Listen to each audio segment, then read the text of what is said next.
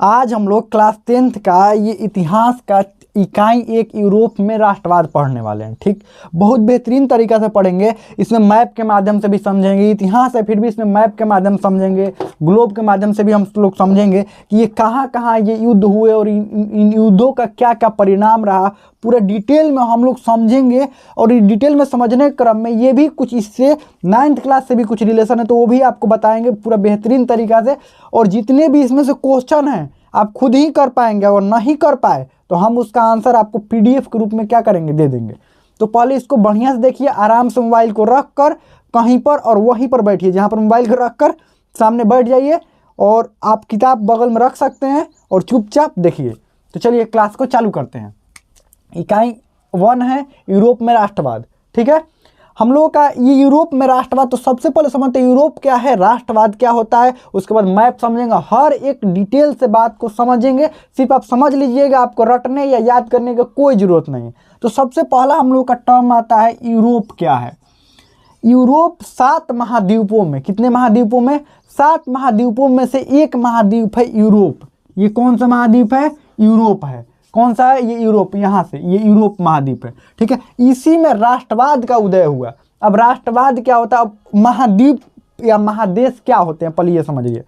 ये हम लोगों का ग्लोब हो गया, यानी कि पृथ्वी, हम लोग की पृथ्वी, और पृथ्वी पर जो उठा हुआ भाग है, जो उठा हुआ, जैसे ये उठा हुआ भाग है, ऐसे में इधर उठा हुआ भाग है, जो उठा हुआ ये सब भाग है, जितने भी ये उठा हुआ ये भाग है, आप ये देखिएगा, ये उठा हुआ भाग है, जो भी उठे हुए भाग हैं उसको महाद्वीप या महादेश कहते हैं, और जो धंसा हुआ भाग है उसको महासागर कहते हैं। धंसा हुआ, देखिए ये जैसे ये सब उठा हुआ भाग है, उठा हुआ भाग है जिस पर पानी ठहरा नहीं, पानी नीचे आ गया, और ये गड्ढों में ये जितने भी गड्ढा है, इस सब गड्ढा को क्या कहते हैं, महासागर, क्योंकि इसमें पानी भरा हुआ है, और ये महाद्वीप है। और कुल हम लोग कितने महाद्वीप है, 7 महाद्वीप। उसमें से हम लोग को जो पढ़ना है वो यूरोप के बारे में पढ़ना है। जैसे ये कौन सा हो गया, ये उत्तरी अमेरिका हो गया, उत्तरी अमेरिका, ये दक्षिणी अमेरिका, ये अफ्रीका हो गया, ये अपना एशिया हो गया जिसमें भारत आता है। और लेकिन हम लोग को पढ़ना किसके बारे में, ये यूरोप के बारे में। तो यूरोप में राष्ट्रवाद का उदय कैसे होता है, यूरोप समझ लिए। ठीक है, यूरोप एक महादेश है या महाद्वीप है। ठीक, अब राष्ट्रवाद क्या होता है। राष्ट्रवाद का नॉर्मल सा परिभाषा ये होता है, नॉर्मल सा परिभाषा, आपकी किताब में तो कुछ और दिया हुआ है, किताब वाला परिभाषा नहीं, पहले आप नॉर्मल सा परिभाषा समझिए। राष्ट्रवाद अपने राष्ट्र से प्रेम या लगाव को ही राष्ट्रवाद कहते हैं। प्रेम या लगाव मतलब क्या, उदाहरण समझाते हैं आपको। आप किसी गांव में, आप गांव में रहते होंगे या शहरों में रहते होंगे। गांव में रहते होंगे तो थोड़ा बेहतर उदाहरण समझ पाएंगे। आप गांव में, आप जिस गांव में रहते हैं उस गांव में कुछ देखिएगा, छोटा मोटा कुछ काम हो रहा होगा या छोटा मोटा कुछ गलतियां हो रही हो तो लोग इग्नोर कर देते हैं।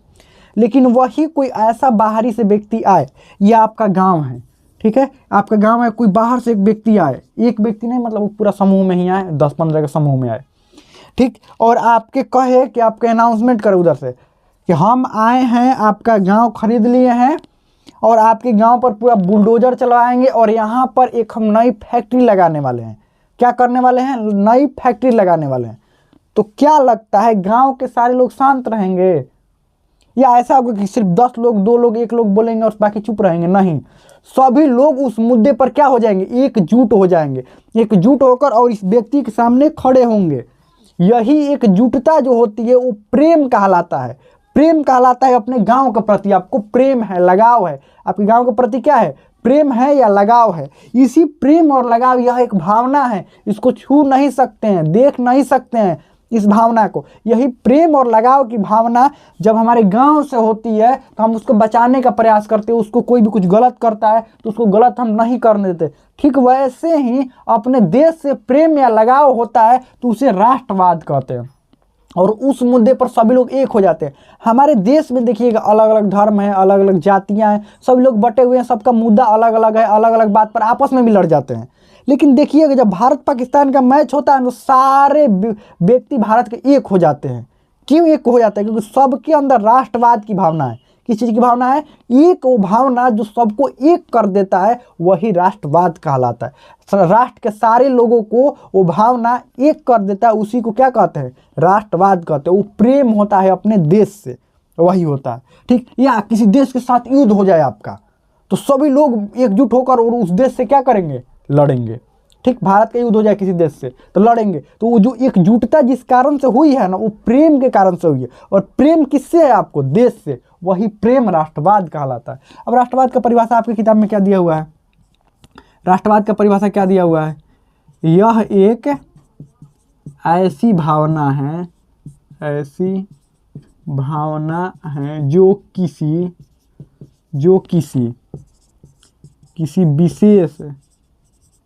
विशेष भौगोलिक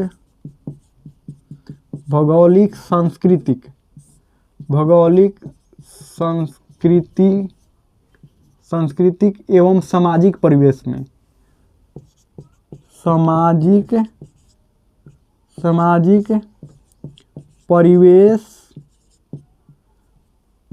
रहने वाले लोगों के बीच एकता का वाहक होती है, एकता की वाहक होती है। अब इसका मतलब समझिए, कह रहा है कि राष्ट्रवाद क्या होता है? यह एक ऐसी भावना है जो किसी विशेष भौगोलिक मतलब ये भौगोलिक है, ये मैप जो है हम लोग का किसी विशेष भौगोलिक, सांस्कृतिक और सामाजिक परिवेश में रहने वाले लोगों के बीच एकता की वाहक होती है। इसी मान लो कि हमारा ये भारत हो गया, तो इस भौगोलिक क्षेत्र में रहने वाले, ये भौगोलिक क्षेत्र संस्कृति में रहने वाले जो लोग होते हैं, इन सबके बीच एकता का ही तो काम करती है कौन? राष्ट्रवाद। इस मुद्दे पर, राष्ट्र के मुद्दे पर सभी लोग एक हो जाते हैं, वही राष्ट्रवाद कहलाता है। यानी अपने राष्ट्र प्रेम या लगाव राष्ट्रवाद कहलाता है। ये छोटा सा परिभाषा हुआ, ये आपका बड़ा परिभाषा हुआ, ये राष्ट्रवाद। तो यूरोप में राष्ट्रवाद क्यों उत्पन्न हुआ होगा? ऐसा क्या बात हुई होगी? देश में राष्ट्रवाद कब उत्पन्न होता है? बताइए तो, कब उत्पन्न होता है? जब देश पर कुछ संकट आया हुआ होता है। राष्ट्रवाद कैसे? भारत पाकिस्तान का मैच जब नहीं हो रहा होता, लोग अपना अपना काम कर रहे होते हैं, कोई एकजुटता वहाँ पर नहीं दिखती है। या भारत या किसी अन्य देश से युद्ध नहीं हो रहा होता तो लोगों को उतना एकजुटता की जरूरत भी नहीं होती है। लेकिन वही देश पर जब कोई संकट आता है तो सभी लोग एक हो जाते हैं। आप देखिएगा, कोई भी देश पर जब संकट आता है ना, सभी लोग क्या होते हैं? एक हो जाते हैं, और उसी एकता को कहते हैं राष्ट्रवाद। तो यूरोप में भी कुछ ना कुछ संकट आए होंगे, और यूरोप में कई देश हैं, जैसे हम लोगों का एशिया महादेश में हम लोग रहते हैं, तो इसमें कई देश है, भारत, पाकिस्तान हो गया, बांग्लादेश हो गया, नेपाल हो गया, चीन हो गया, जापान हो गया, ये सब एशिया महादेश के देश हैं, ठीक। और बाकी ये यूरोप के महादेशों के बारे में, यूरोप के जो देशों के बारे में पढ़ना है, तो यूरोप में प्रमुखतः कौन कौन से देश के बारे में हम लोग को पढ़ना है? देखिए, सबसे पहला है ये इंग्लैंड। कौन है? इंग्लैंड है ये, ठीक। इंग्लैंड हो गया। ये आपका यहाँ पर देखिए, सेकेंड वाला देख लेते हैं, फ्रांस है। फ्रांस के ठीक यहाँ पर बगल में, फ्रांस के बगल में जर्मनी है। यहाँ पर ये इटली है। कौन है? इटली है। और यहाँ पर ये एक देश है, और कौन सा है? जिसका नाम है ऑस्ट्रिया, ठीक। सबसे ज़्यादा खचरापन यहीं से हुआ था। खचरापन क्या होता है? एक हुआ था खचरा, एक खचरापन होता है। खचरापन मतलब बदमाश व्यक्ति, यहीं से सबसे ज़्यादा बदमाशी चालू हो रही थी, ठीक। कैसे हो रहा था देखिएगा, चलिए थोड़ा सा देखते हैं आप। सबसे पहले आपको नाम आता है एक वियना कांग्रेस या वियना सम्मेलन, यह 1815 में हुआ था। और यहाँ पर नाम आता है कि वियना कांग्रेस या वियना सम्मेलन द्वारा, ये वियना कहाँ पर है? ऑस्ट्रिया में वियना था, ये ऑस्ट्रिया हो गया। इसी के अंदर ये शहर का नाम था वियना, ठीक। यहाँ पर वियना में एक सम्मेलन हुआ था 1815 में। सम्मेलन, कांग्रेस को हिंदी में सम्मेलन कहते हैं। कांग्रेस आप लिखिएगा ना, ठीक, उसी को हिंदी में सम्मेलन कहते हैं। तो उसको वियना कांग्रेस या वियना सम्मेलन, सम्मेलन मतलब बहुत सारे लोग जब एक जगह पर बैठकर मीटिंग करते हैं, उसी को सम्मेलन कहते हैं, ठीक। तो 1815 में जो वियना सम्मेलन हुआ, वो कहा जाता है, उसमें आपको एनसीईआरटी किताब में भी लिखा हुआ है कि नेपोलियन युग का अंत हुआ और मेटरनिक युग की शुरुआत हो गई। और नेपोलियन द्वारा युद्धों से जो अस्त व्यस्त यूरोप को करा गया था, पूरा उसको अस्त व्यवस्था को फिर से फिर से पुरातन व्यवस्था के जैसा लागू कर दिया गया। देखो, पहले पुरानी व्यवस्था चल रही थी, फिर आया नेपोलियन, पुरानी व्यवस्था को तहस नहस कर दिया और अपना व्यवस्था चालू कर दिया। और फिर नेपोलियन जब हारा 1815 में, तब फिर से पुरातन व्यवस्था को लागू कर दिया गया। अब ये नेपोलियन कौन था? आपके सबसे पहला पृष्ठ पर ही यहाँ पर लिखा हुआ है इकाई एक यूरोप में राष्ट्रवाद, उसके बगल में नेपोलियन का चित्र दिया हुआ है। अब नेपोलियन कौन था? देखिए, अब नेपोलियन कौन था, थोड़ा सा पीछे चलते हैं। राष्ट्रवाद की जो शुरुआत हुई थी, यानी राष्ट्र से प्रति, आप कहेंगे कि राष्ट्र के प्रति इन लोगों का लगाव प्रेम पहले नहीं था क्या? कब चालू हुआ ये? पहले नहीं था। पहले किस लिए नहीं था ना, कि कोई इनको एकजुट करने वाला नहीं था। अब देखिए, राष्ट्रवाद की जो शुरुआत हो गई थी वो पुनर्जागरण काल से शुरुआत हो गई थी, मतलब बहुत पहले। पुनर्जागरण मतलब पुनः जगना, उस समय बहुत कुछ हुआ था, वो तो अलग बात है, उसको अलग से हम लोग पढ़ लेंगे। पुनर्जागरण काल से शुरुआत हो गई थी राष्ट्रवाद की, लेकिन सबसे अधिक राष्ट्रवादी व्यक्ति तब हुए, लोगों को राष्ट्र के बारे में अपने सोचने तब लगे जब नेपोलियन का शासन आया।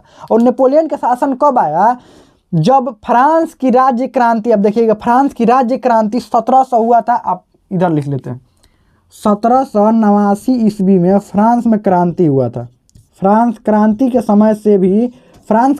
समय से भी लोगों में राष्ट्रवाद की भावना देखने के लिए मिलती थी।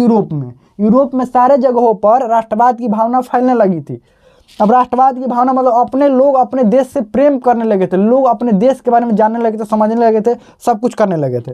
तो ये 1789 की क्रांति के बारे में थोड़ा सा जिक्र किया गया आपकी किताब में, लेकिन आपको याद दिलाते हैं, आप 9th क्लास में पढ़े होंगे 1789 की क्रांति के बारे में। 9th क्लास का चैप्टर 3 है फ्रांस की क्रांति, उसमें आप पढ़े होंगे 1789 की क्रांति के बारे में बहुत बेहतरीन तरीके से। 3-4 लोगों से बहुत बढ़िया से परिचित होंगे, लुई 14वां, लुई 16वां और मेरी अंतोइनेट। ठीक, लुई 14वां, लुई 16वां और मेरी अंतोइनेट से बहुत बढ़िया से परिचित होंगे। ठीक है, अब ये लुई 14वां क्या था? ये क्रांति का सबसे बड़का जड़ उसमें उस समय था, जो फ्रांस में क्रांति हुई थी, वहाँ पर अत मचा दिया था। अत समझते हैं क्या होता है? बहुत ज़्यादा कुछ करना, उसी को अत कहते हैं। जैसे बहुत अच्छा काम, बहुत खराब आप काम करिएगा तो वही कहा जाता है अत मचाया है ये। ठीक, 1789 में क्या हुआ था? 1789 के पहले लुई 14वां शासन कर रहा था, और वो लुई 14वां थोड़ा ताकतवर राजा था। वही खुद कहता था कि मैं ही राज्य हूँ और मेरा शब्द ही क्या है? कानून। मैं जो कह दूंगा वही सही है, बाकी सब गलत है।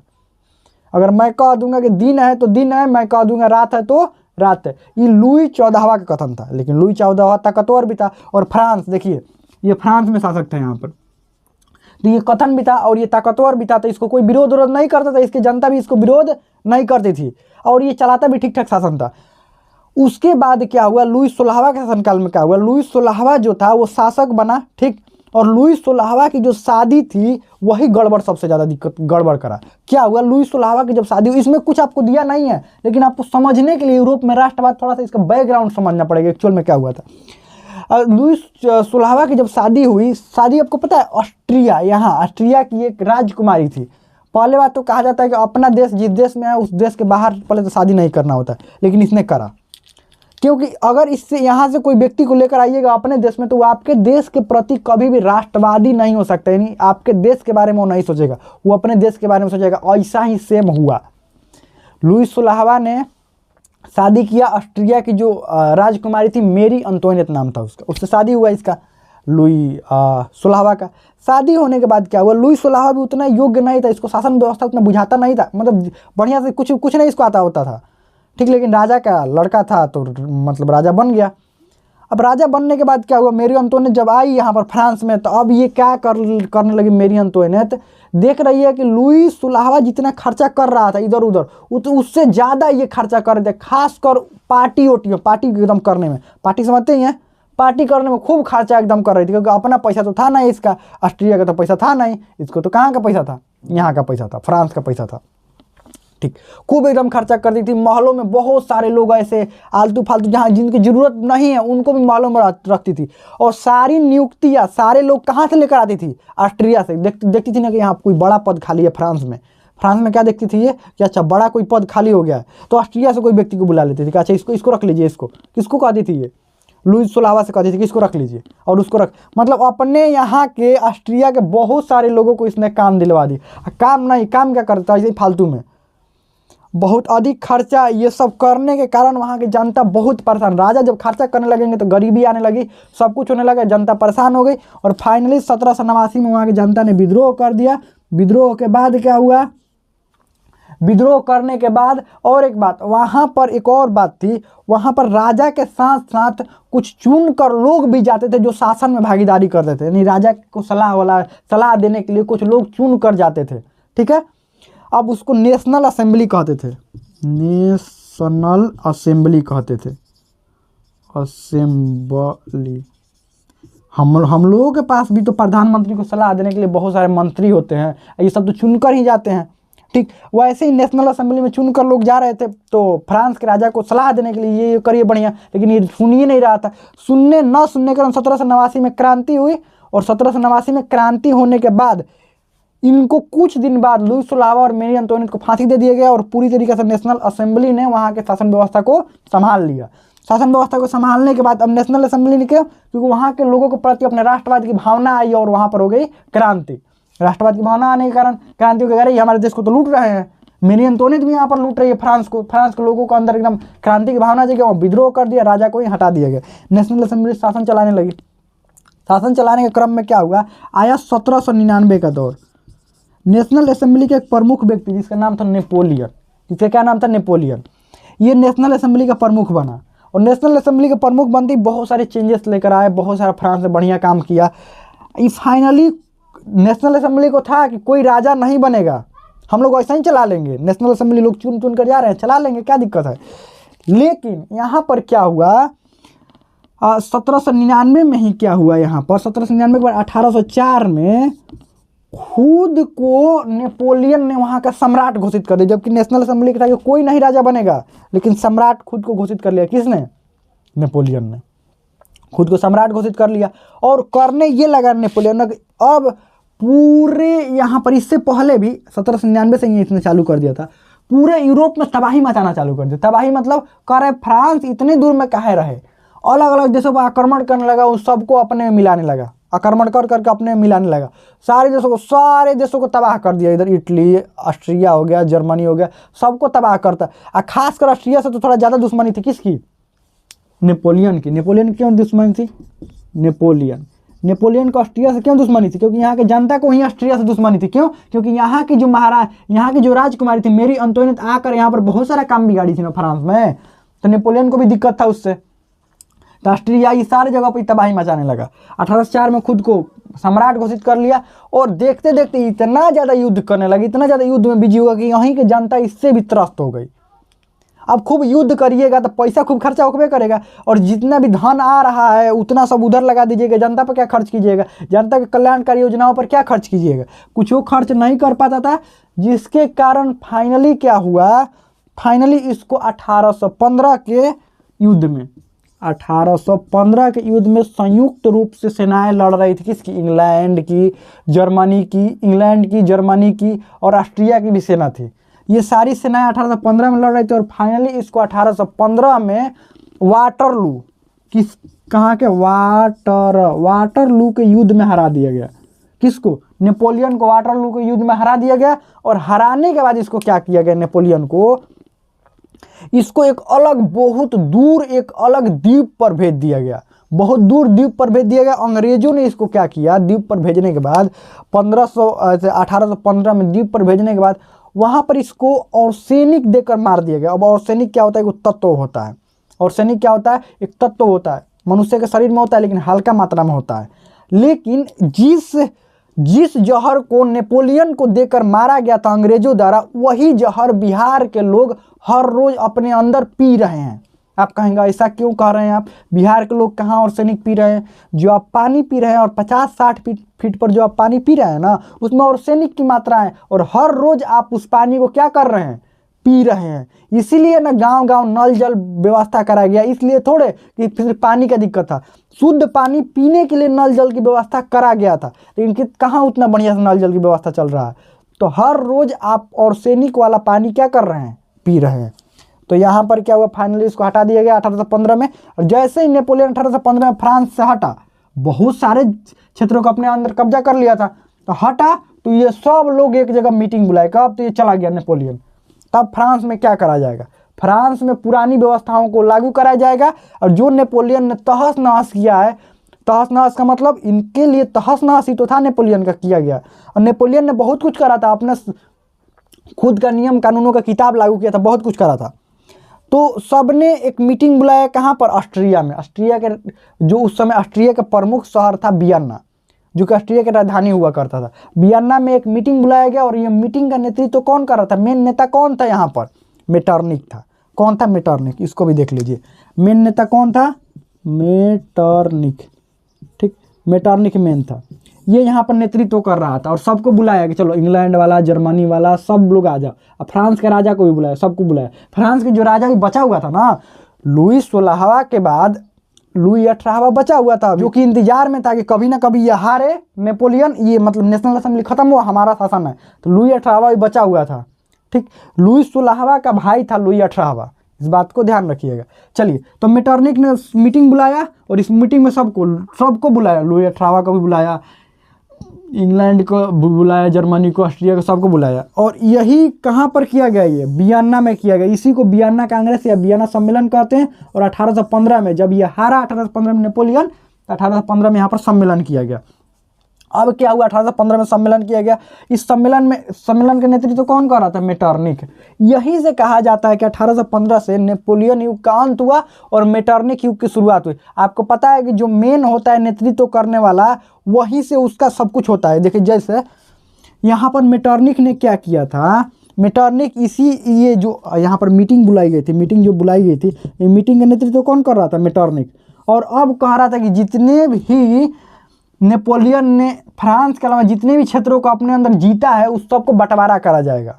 मतलब मान लो फ्रांस इतना में ही था पहले, और नेपोलियन ने इसको बढ़ाकर इतना में कर दिया, जीतोत कर, तो जो बाकी वाला क्षेत्र है ये सब बंटवारा करा जाएगा। और ये बंटवारा कौन करेगा, मेटरनिख करेगा। चलो बंटवारा करा जाए। जैसे देखे नहीं है, लोग मछली पकड़ने के बाद 4 गो रहता है, मछली पकड़ने वाला तो बंटवारा करता है, ये तुम्हारा हो गया, ये तुम्हारा हो गया, ये तुम्हारा हो गया, सब बैठ के बंटवारा करता है। ठीक वैसा ही इसको हराने के बाद नेपोलियन को मेटरनिख और ये देश सब मिलकर बंटवारा करने लगे। जो क्षेत्र फ्रांस के अलावा जो भी क्षेत्र ये सब जीता था, ये बंटवारा करने के क्रम में क्या हुआ, देखिए इन्होंने निर्णय क्या दिया, क्या कहा इसने। मेटरनिख ने क्या कहा कि देखो, इटली को मेटरनिख ने कई छोटे छोटे राज्यों में बांट दिया। इटली को, जो इटली यहाँ पर था, इसको कहा मेटरनिख, देखो कई छोटे छोटे राज्यों में हम तुमको बांट दे रहे हैं। और बांट देने के बाद यहाँ जो भी छोटे छोटे राजा हैं, मतलब छोटे छोटे जो भी लोग हैं ना, वहाँ के प्रमुख लोग, उन्हीं को शासन की जिम्मेवारी दे दिया। यहाँ के इटली के लोगों को बुलाया, जो प्रमुख लोग हैं, और उन्हीं को शासन की जिम्मेवारी दे दिया कि लो तुम ही चला। जबकि इटली पर किसका उस समय अधिकार था, नेपोलियन ने पूरी इटली पर अधिकार कर लिया था। लेकिन इटली के लोग जब लड़े, इसके साथ में, किसके साथ में लड़े थे, ऑस्ट्रिया के साथ में इटली के कुछ लोग भी लड़े थे ना। अब क्यों नेपोलियन ने इटली पर अधिकार किया और इटली के ही लोगों के लिए बहुत कुछ करा था इसने, लेकिन नेपोलियन के खिलाफ क्यों ये लोग हो गए, क्योंकि इटली के लोगों को लग रहा था कि बताओ हमारे देश पर आकर कोई बाहरी कैसे शासन कर सकता है। और यहाँ के लोगों में उग्र विचार की भावना हुई और सेनाओं की तरफ से लड़ना चालू किया, इन लोगों की तरफ से लड़ना चालू किया, नेपोलियन को हरा दिया गया। ठीक, तो यहाँ पर क्या किया, इटली को कई छोटे छोटे भागों में बांट देगा। पता है क्यों छोटे छोटे भागों में इसने बांटा, ये सब किसी भी देश को कमजोर करने की साजिश होती है। इंग्लैंड जब भारत से निकला तो क्या किया था, इंग्लैंड ने भारत को 2 भागों में बांट दिया था, और 2 भागों में धर्म के आधार पर बांट को निकल गया कि लड़ते रहो हमेशा। देखो आज तक भारत लड़ रहा है। ठीक, इसने भी यही करा, किसने, मेटरनिख ने इटली को कई भागों में, कई छोटे छोटे भागों में बांट दिया। चलो कम से कम उसने, अंग्रेजों ने 2 ही भाग में बांटा था भारत को, इसने कई छोटे छोटे भागों में बांट दिया। लेकिन इटली वालों को ये बात पता नहीं चल रही थी। अगला, सिसिली और नेपल्स के प्रदेशों को बुब्रो वंश को दे दिया। किसको दे दिया, बुब्रो वंश को इसने दे दिया। ठीक, रोम और आसपास के क्षेत्रों को पोप को सौंप दिया। पोप उस समय ईसाई धर्म का प्रमुख हुआ करते थे। कहा कि पोप को लीजिए आप, रोम और इसके आसपास के क्षेत्र को आप चलाइए। पोप वही रोम में ही रहा करते थे, वहीं पर अपना चर्च में रहा करते थे, और पोप का प्रभुत्व तो बहुत ज़्यादा था, तो लीजिए आप चलाइए। ठीक, आगे, लोम्बार्डी एवं वेनिसिया पर ऑस्ट्रिया का अधिकार हो गया। ऑस्ट्रिया ने कहा कि देखो सबको तो बांट रहे हैं, तो हमारा भी किसी पर अधिकार होना चाहिए। तो 2 क्षेत्रों पर इसने खुद अधिकार कर लिया। किसने, ऑस्ट्रिया ने, मेटरनिख ने। आगे, जिनेवा, सर्डिनिया, पिडमाउंट के राज्य में सम्मिलित कर दिया। पिडमाउंट के राज्य में इन दोनों क्षेत्रों को क्या किया, इसने सम्मिलित कर दिया। जर्मनी पर अप्रत्यक्ष रूप से ऑस्ट्रिया का कब्जा हो गया। और जो जर्मनी था, जर्मनी पर कहा ऑस्ट्रिया ने अप्रत्यक्ष रूप से, प्रत्यक्ष नहीं कहा जर्मनी वाले लोगों को चलाओ तुम ही शासन, लेकिन अप्रत्यक्ष रूप से किसका कब्जा हो गया, इसी ऑस्ट्रिया का, मेटरनिख का। इसीलिए कहा जाता है कि मेटरनिख युग की शुरुआत हुई 1815 में, मेटरनिख युग की शुरुआत हुई थी यहीं से। और यहीं से मेटरनिख युग की शुरुआत हुई, और 1848 तक इसने भी अंत मचा दिया था ना। 1848 में इनका भी क्या हो गया, अंत हो गया था। तो इतना कुछ हम लोगों ने समझा राष्ट्रवाद क्या होता है, वियना कांग्रेस यानी कांग्रेस सम्मेलन कैसे हुआ, ये कुछ महत्वपूर्ण निर्णय कैसे हुए। निर्णय होने के बाद इसने एक और बढ़िया बात करा, फ्रांस ने पुरातन व्यवस्थाओं को ही लागू कर दिया। पूरा लुई 18वां को यहाँ का शासक बना दिया। किसको? लुई 18वां को। ठीक है, लुई 18वां को यहाँ के शासक बना दिया, जबकि 18 ऐसे लिखा है, आप ऐसे लिखिएगा कभी लिखने के लिए आएगा तो। लुई 18वां को यहाँ का शासक बना दिया। कहाँ का? फ्रांस का शासक मेटरनिक ने बना दिया लुई 18वां को। और लुई 18वां ने एक संवैधानिक घोषणा पत्र जारी किया। संवैधानिक मतलब नियमों का एक घोषणा पत्र। कब जारी किया? 2 जून 1814 को जारी किया, और ये चलता रहा, ये आगे भी बहुत वर्षों तक ये चलता रहा। 2 जून 1814 को ये जारी किया गया। अब एक आपको बहुत बढ़िया एक डाउट होगा कि बताइए 1815 में ये शासन के गद्दी पर बैठा लुई 18वां, तो 2 जून 1814 है कोई घोषणा पत्र कैसे जारी कर दिया? सबसे बड़ा सवाल होगा ना। 1815 में ना लुई जो 18वां बैठा था गद्दी पर, तो लुई 18वां जब 1815 में बैठा तो 1814 में इसने घोषणा पत्र कैसे जारी कर दिया? इसको किसने अधिकार दे दिया? उस समय तो नेपोलियन का शासनकाल था यहाँ पर फ्रांस में, नेपोलियन का शासनकाल था, ये कैसे जारी कर दिया? देखिए क्या हुआ था। बीच में 1804 से 1814 तक नेपोलियन का शासनकाल था। 1814 में ही 2 जून को ही 1814 में 2 जून को ही नेपोलियन हार गया था। किससे हार गया था? इन्हीं सब देशों से हार गया था। इन्हीं सब देशों पर, इन सब देशों ने आक्रमण कर दिया था फ्रांस पर, और नेपोलियन हार गया था। हारने के बाद ये फ्रांस से निकलकर इटली के एक द्वीप पर, कहाँ पर? इटली के एक द्वीप पर रहने लगा था कुछ दिन तक, क्योंकि हार गया था। और उसी बीच में किसका शासनकाल आ गया था? लुई 18वां का। 2 जून 1814 को ही लुई 18वां का शासनकाल आया। उसी दिन इसने क्या कर दिया? अपना घोषणा पत्र जारी कर दिया कि देखो ऐसा ऐसा नियम चलेगा, हटाओ ये नेपोलियन गया। लेकिन ज़्यादा दिन तक नहीं गया था ये। फिर 1815 में नेपोलियन की एंट्री होती है। 1815 में कब? मार्च में एंट्री होती है 1815 में। और फिर नेपोलियन एकदम सेना वना जुटाकर बाहर से फिर आक्रमण कर देता है फ्रांस पर, और लुई 18वां को फिर गद्दी से हटा देता है। हटाने के बाद फिर मार्च 1815 में ये शासन गद्दी पर बैठता है। लेकिन फाइनली अब की बार फिर जून में ये लोग आक्रमण करते हैं। फिर जून में कौन आक्रमण करता है? यही सब देश फिर जून में आक्रमण करते हैं, और इस बार फाइनली 1815 में नेपोलियन को हटा देते हैं। हटाने के बाद इसको एक अलग दूर बहुत द्वीप पर भेज देते हैं, और वहाँ पर इसको जहर देकर मार देते हैं। उसके बाद लुई 18वां का शासनकाल स्थापित हो जाता है। तो उसी बीच में लुई 18वां ने जारी किया था वही संवैधानिक घोषणा पत्र, आगे तक चलता रहा। तो हमें लगता है इतना समझ में आ गया होगा। उसके बाद फ्रांस के क्रांति के बारे में देखेंगे। लुई 18वां के बाद भी कई निरंकुश शासक आए। लुई 18वां थोड़ा सामंजस्य से बैठा के चलता था। मार झगड़ा देखा था इसने, जनता कितना जल्दी विद्रोह कर देती है। थोड़ा सामंजस्य से बैठा के चलते, इसका शासनकाल ठीक था। इसके बाद आने वाले शासक फिर निरंकुश हो गए। निरंकुश का मतलब जिस पर कोई अंकुश ना हो, और अपना मनमानी के काम करते थे, जिसके कारण फिर क्रांति होगा। ये क्रांति हम लोग अगले भाग में देखेंगे। तो हमें लगता है इतना समझ में आ गया होगा। और कोई भी आपको डाउट इसमें हो रहा हो तो आप कमेंट में पूछ सकते हैं, इसका स्क्रीनशॉट ले लीजिए। और कोई भी डाउट हो, कोई भी क्वेश्चन हो तो आप कमेंट में पूछ सकते हैं।